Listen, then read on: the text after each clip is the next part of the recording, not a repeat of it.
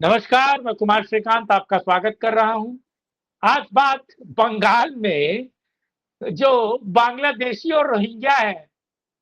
आपने देखा होगा चींटियां चींटियां जब बरसात आने वाली होती है तो चींटियां किस तरीके से बरसात को भाप लेती हैं और लाइन बनाकर सुरक्षित स्थान को अपने बिलों से निकलकर जाने लगती हैं। चींटियों की तरह, कीड़े मकोड़ों की तरह बंगाल में अवैध बांग्लादेशियों का पलायन शुरू है। अवैध बांग्लादेशी बंगाल छोड़कर भाग रहे और शुभेंदु अधिकारी ने सीधे तौर पर पुलिस को और शासन को एक बहुत महत्वपूर्ण बात कही है। और ये जो बंगाल में आपने चावल, जब गांव देहात में चावल को फटकते हैं, यानी कि चावल से घुन और उसके जो अवांछित चीजें हैं, जब उसको चावल से निकालते हैं तो आपको पता है सूप होता है गांव में, भूसी। सूप में चावल, हाँ, हाँ, सूप। भूसी निकालते वक्त, सूप। हाँ, सूप को जब फटकते हैं तो वो भूसी और जो गंदगी होती है और खास तौर से जो कीड़े मकोड़े घुन होते हैं वो किनारे आ जाते हैं, और किनारे जो घुन आता है उसको सूप से ऐसे छटका दिया जाता है। बंगाल में कुछ यही हाल है। सबसे पहले मैं चाहता हूं कि शुभेंदु ने अवैध बांग्लादेशियों को लेकर क्या कहा, और हजारों की संख्या में भाग रहे हैं, सब घर बार दुकान मकान छोड़कर भाग रहे हैं। जरा सबसे पहले शुभेंदु अधिकारी क्या कहें, जरा ये सुनिए। ये सब बांग्लादेशी है, इसको ले लेना चाहिए, लेकिन ये लोग को, पुलिस को हम लोग बता दिया जेल में भेजने का जरूरत नहीं है। देश के रुपया में खाना खाएगा, कपड़ा देगा, मेडिसिन देगा, एक दामाद है ये लोग। जल्दी जल्दी भागो, जल्दी जल्दी भागो, नहीं तो जो करना है सरकार करेगा।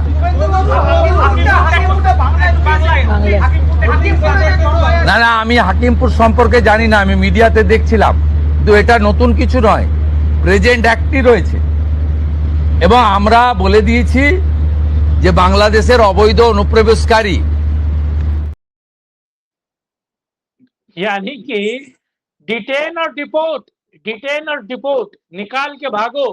और और डिलीट। देखिए किस तरीके, हाँ, डिटेन डिलीट डिपोर्ट सब कुछ चल रहा है। उनके फिंगरप्रिंट्स भी लिए जा रहे हैं ताकि दोबारा अगर आएंगे तो भी पता चलेगा। आंखों का रेटिना भी लिया जा रहा है।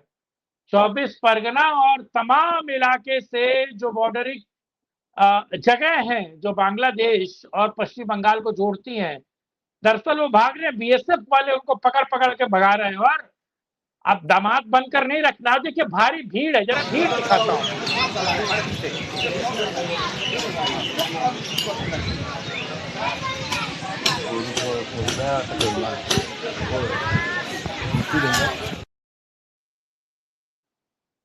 अवैध बांग्लादेशी अपनी बारी का इंतजार कर रहे हैं, कैसे टापे और उधर पहुंचे। हमारे साथ अक्षत जुड़े। अक्षत, पहले बहुत बहुत स्वागत है। 3-4 मिनट तो मैंने वीडियो ही दिखा दी है, हाँ, और जरूरी था, मुद्दा बनाने में लग गया, हाँ। अच्छा, चलिए, दर्शकों से अनुरोध है कि वीडियो को अंत तक देखिए, वीडियो को लाइक शेयर, चैनल को सब्सक्राइब करें, कमेंट बॉक्स में अपनी राय रखिए, और यूपी न्यूज लाइव 87 जो मेरा यूट्यूब चैनल है उसे जरूर सब्सक्राइब करें। अक्षत, क्या चल रहा है बंगाल में? ये सब बेचारे भाग कर कहाँ जा रहे हैं? क्या देश इतना असहिष्णु हो गया है? टॉलरेंस नहीं है? अतिथि देवो भव क्या इस देश ने छोड़ दिया है? देखिए सर, अतिथि देवो भव अतिथियों का किया जाता है, घुसपैठियों का नहीं, और बांग्लादेशियों का नहीं, रोहिंग्याओं का नहीं। ये लोग रोहिंग्या हैं, बांग्लादेशी हैं, घुसपैठिया हैं। ये भारत को दिमक की तरह चाट कर खत्म करना चाह रहे थे। जिस तरीके से डेमोग्राफी बदली जा रही थी और चेंज करने की इनकी प्लानिंग जो चल रही थी, चाहे वो आप बंगाल को ले लीजिए या फिर बिहार में सीमांचल को ले लीजिए, मतलब कि एक वेव चल रहा था डेमोग्राफी चेंज करने की। आज इसको लेकर सरकार ने एक कमेटी भी गठित कर दी है, आपने सुना होगा, वो खबर भी है, 5 लोगों की कमेटी भी गठित की गई है। और दूसरा, मैं आपका ध्यान आकृष्ट करना चाहूंगा, ये तो वीडियो एक छोटी मोटी बात हुई, सबसे बड़ा जो काम हुआ है ना, वो हुआ है कि जिस बॉर्डर होके ये लोग आ रहे थे, इनसे सबसे पहले ये पूछा जा रहा है कि भैया आपको लाया कौन, घुसाया कौन। और बॉर्डर पर जो बॉर्डर सिक्योरिटी फोर्स है बीएसएफ, उसके जो सिपाही हैं जो बॉर्डर पे रहते हैं, जो आपको जाकर पहरा देते हैं, उनकी जो गश्ती चलती है, ये उस लेवल पर नहीं, अफसर के लेवल पर कुछ ना कुछ घोटाला हो रहा, और ये जांच वहां तक पहुंची है, और एनएसए खुद बंगाल चले गए इस मैटर को लेकर, और इसमें एनएसए की एंट्री हो चुकी है। और केवल ये पुलिस तक का मामला नहीं है अभी, ये बॉर्डर सिक्योरिटी फोर्स में जो बड़े अफसर हैं, जो धनाढ्य बन रहे हैं, जो इनको घुसा रहे हैं, उन तक ये जांच पहुंच रही है। ये तो जो सामने दिखाई दे रहा वो है, 1000 के या 1000 2000 आप कह लीजिए, ये सामने दिखाई दे रहा वो है। और जिस समय एसआईआर हो रहा था उस समय भी ऐसा ही, इसी मात्रा में ये लोग भाग रहे थे, और सेम वही रिप्लिका दिखाई दे रही है दोबारा से। लेकिन सरकार की नजर इस बार उस जगह पर है कि ये लोग आ कैसे रहे हैं। उनसे ये पूछा जा रहा है कि आपको लाया किसने, आप किस तारीख को आए, कब आए, आप वो डिटेल्स दीजिए, किसने आपको बॉर्डर पास करवाया, क्योंकि आप तो बोल रहे हैं कि चोरी छिपे आपको दलाल ने बॉर्डर पास करवाया। भाई आप किस बॉर्डर से पास किए हैं, कौन सी जगह से पास किए हैं। और इस बार अच्छे अच्छे अफसर नपने वाले हैं बीएसएफ के, और सरकार, और आज इसी को लेकर अमित शाह बॉर्डर पर गए थे। वो चौकी है जिस चौकी को 1971 के युद्ध में पाकिस्तान छीनना चाह रही थी भारत से, उसी चौकी पर पहुंचे थे। नाम है सांचू, सांचू चौकी, जो लास्ट चौकी है भारत के बांग्लादेश बॉर्डर पर। आज अमित शाह वहीं पर थे, उन्होंने इस बात का जिक्र भी किया। और इसे लेकर सरकार पूरी सजग है, और ये बांग्लादेशी हो या फिर रोहिंग्या हो, इन सब को डिपोर्ट कर दिया जाएगा। और दूसरी बात, बंगाल में सीए लागू हो गया है, जिसके कारण क्या कहा जा रहा है, सीधा सीधी सरकार का कहना और शुभेंदु सरकार का, अधिकारी का कहना है कि जो हिंदू है उसको आप सीए के तहत अंदर लीजिए, उनको नहीं भगाना है। लेकिन जो घुसपैठिया बांग्लादेशी मुसलमान है, मैं सीधा बोल रहा हूँ, घुसपैठिया बांग्लादेशी मुसलमान, या फिर रोहिंग्या हो या फिर बांग्लादेशी हो, इनको सीधा बीएसएफ के हाथ में दे देना, और बीएसएफ इनका जो करना वो करे। सरकार इस बार कोर्ट के पास भी नहीं जा रही है। एक लीगल मसला क्या फंसता था इससे पहले, कि सरकार किसी बांग्लादेशी को पकड़ती थी तो उसको कोर्ट में जमा करती थी, मामला लीगल होता था, पक्ष विपक्ष दोनों को सुनवाई का मौका मिलता था, उसके बाद बीएसएफ को हैंड ओवर किया जाता था। लेकिन अब क्या है कि भैया पकड़ो और सीधा बीएसएफ को हैंड ओवर कर दो। और जो ये उनको रखने के लिए जो बनाया जा रहा है डिटेंशन सेंटर, वो किसी लंबे अवधि के लिए नहीं है। आप उसको लाइए, उससे पूछताछ कीजिए कि उसका घर कहाँ है, कब आया, कैसे आया, और उसका उसको आप बीएसएफ को दे दीजिए। ये जो आपने वीडियो चलाया है, ये लोगों को एक एक करके बीएसएफ अपने अंदर में वहां पे ले रही है, उनसे पूछताछ कर रही है, उसके बाद इनको बांग्लादेश बॉर्डर गार्ड को, बीजीबी को दिया जा रहा है। तो ये वो मसला है। लेकिन इस बार जांच मैं इसका बहुत ऊपर लेवल तक जाने वाली। नहीं, मैं इसका विरोध कर रहा हूँ। इसका सही तरीका हेमंता करता है यार। हेमंता रात के 12 बजे इनको कहता निपट लो, नहीं तो पीछे से मारेंगे, पीछे से गोली मारेंगे। और रात के अंधेरे में हेमंता हिला देता है, हमारे यहाँ कहते हैं बनारस में हिला दिया, तो वो नदी में हिला देता, कहता निकलो, निपटो, हटो, खत्म करो। तो ये क्यों नहीं हेमंता को दे दे।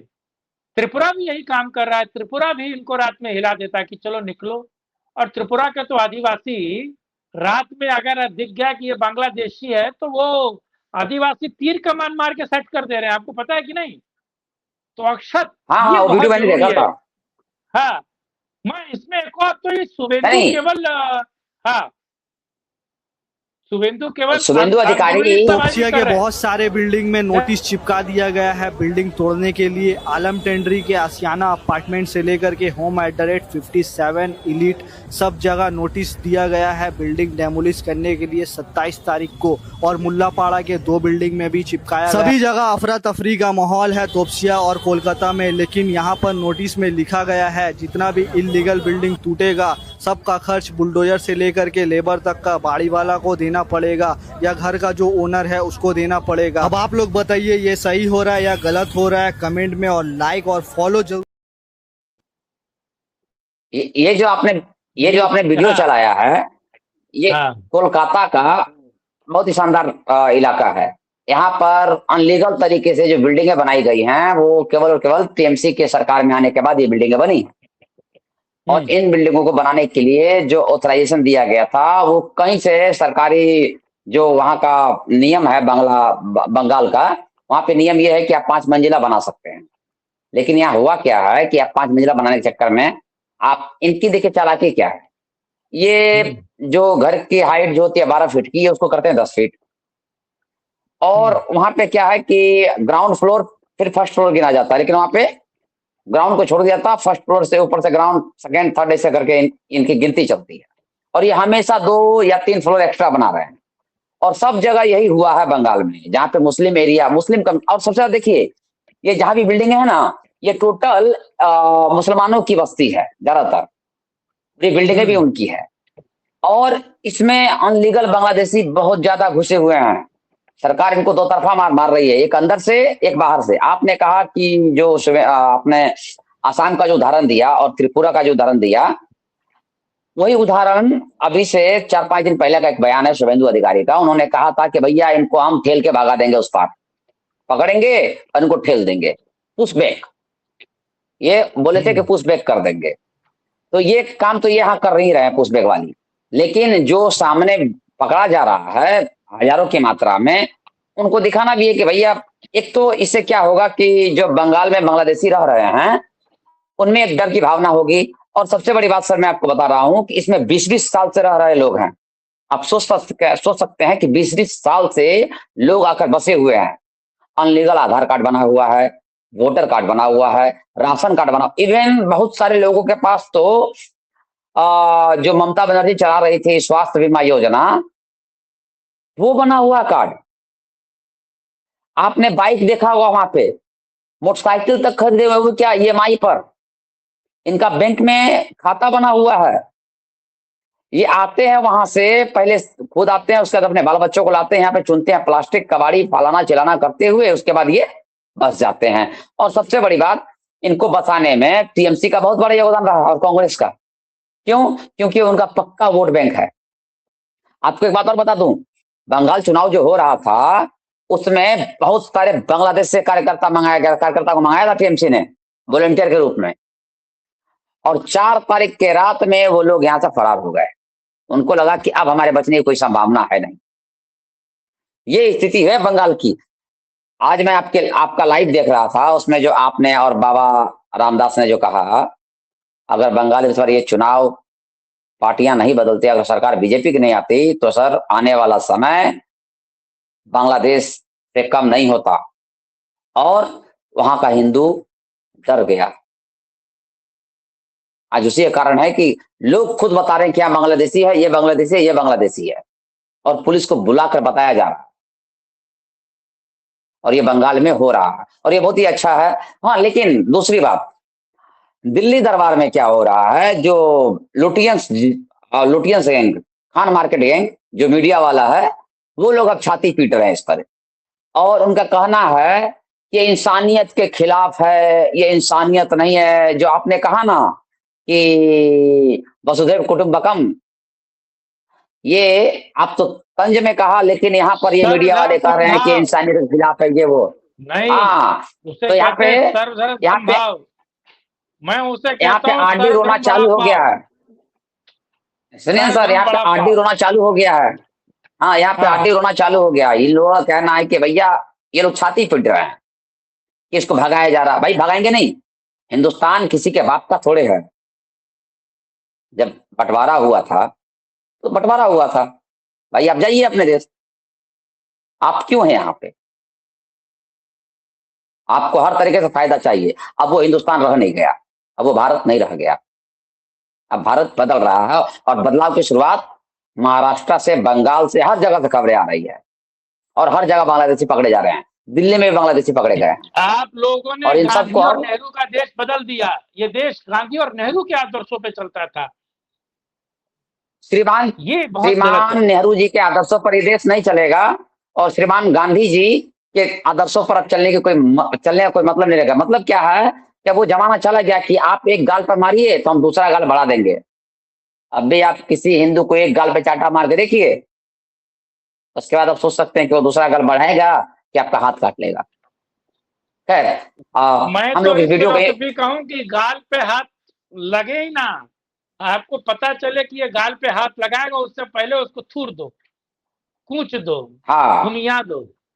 ये ज्यादा जरूरी है। और हिंदू यही हो ही रहा है। सीख रहा है, धीरे धीरे हिंदू इस चीजों को सीख रहा है। और आप देख रहे हैं कि अटक से लेकर कटक तक, पश्चिम बंगाल से लेकर जम्मू तक और आसाम से लेकर महाराष्ट्र तक ये सारी चीज चल रही है। हाँ, फाइनली बात।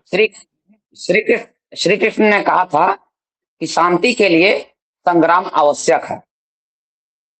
इतना ही जान लीजिए कि अगर भारत में शांति चाहिए तो उसके लिए एक बार संग्राम करना जरूरी है। संग्राम, मैं युद्ध की बात नहीं कर रहा, मैं मारकाट की बात नहीं कर रहा हूँ, मैं एक लीगल तरीके से बात कर रहा हूँ कि आप कानूनी प्रक्रिया का पालन कीजिए और इनको बाहर कीजिए। और यह मैं अमित शाह जी का एक ड्रीम प्रोजेक्ट है जिसको लेकर के आज एक कमेटी बना दी गई है 5 लोगों की।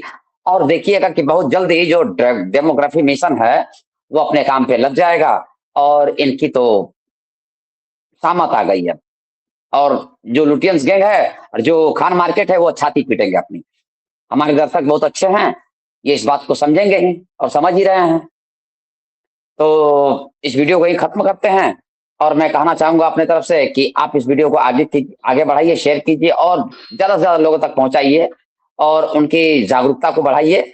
और देखिए कि आपके अगल बगल में कोई बांग्लादेशी तो नहीं रह रहा तो पुलिस को खबर कीजिए। ये आपके हमारा डिपोर्ट, डिटेन और delete, deport plus delete, deport कर दोगे तो डिलीट हो जाएगा। बहरहाल तो ये हम लोग का अपना भी राष्ट्रीय में चर्चा। जी, जय हिंद, जय भारत, वंदे मातरम, नमस्कार, जय श्री राम। नमस्कार।